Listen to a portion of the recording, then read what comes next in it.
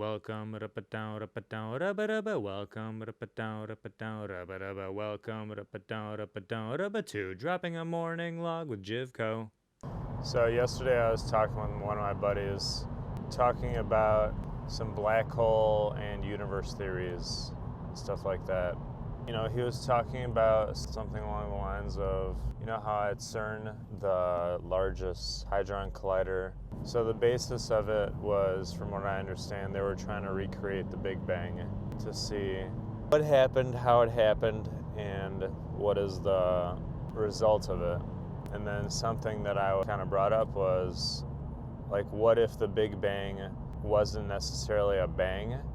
It was actually just a black hole. And that's why everything is expanding from a particular point due to basically an entire massive universe sank into a black hole and then just happened to come out on the other side.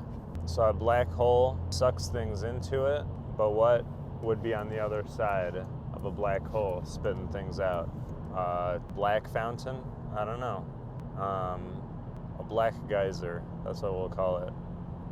Like the word geyser, we'll call it a black geyser, for the lack of a term right now, and also lack of being able to research it while I'm on the road.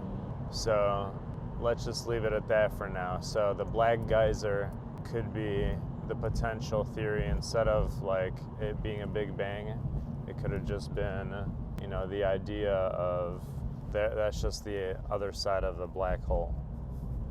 There happens to be other black holes within the universe as we know it. So anyway, that's going to further nuance, but apparently that's not a new theory.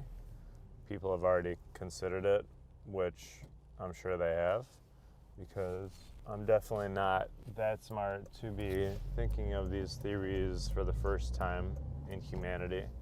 I'm sure these theories have been thought out in the past, and it's something that fascinates me though. So what's interesting is people were concerned about the Large Hadron Collider, that they could potentially create a black hole on Earth that would just basically suck everything up little by little. But what's crazy is if they're trying to recreate the Big Bang, that would be basically creating a black hole, in theory.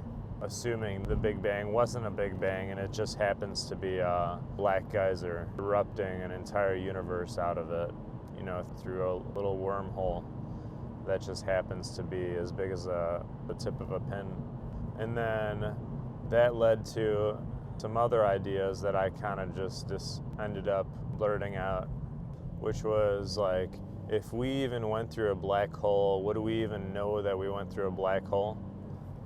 Like if time and space was warped in such a way, like if time and space as we know it was being warped as we were traveling through black holes into the other side of space-time continuum, how the fuck would we even know?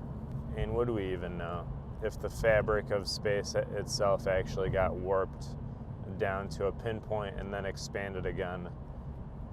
I don't think we would know, to be honest, because that is like on such a vast scale is that happening, and I'm sure it's happening so incredibly quickly that we might not even be able to understand or comprehend or even measure the fact that everything is being warped.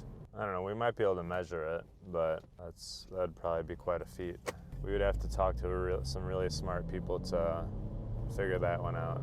So these are the questions I would like to ask and discuss with actual physicists or potential scientists that are in the field and know what the fuck is going on. Anyway, a few other interesting things that we were discussing yesterday was how there was apparently a satellite that went out to like the outer rim of the Milky Way or something like that, something along those lines, and actually took like one of the first photographs, like recently apparently, took one of the first photographs of the Milky Way from like an outer perspective.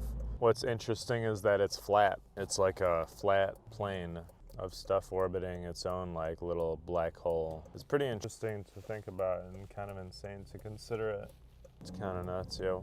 But anyway, so these are the things we're pondering.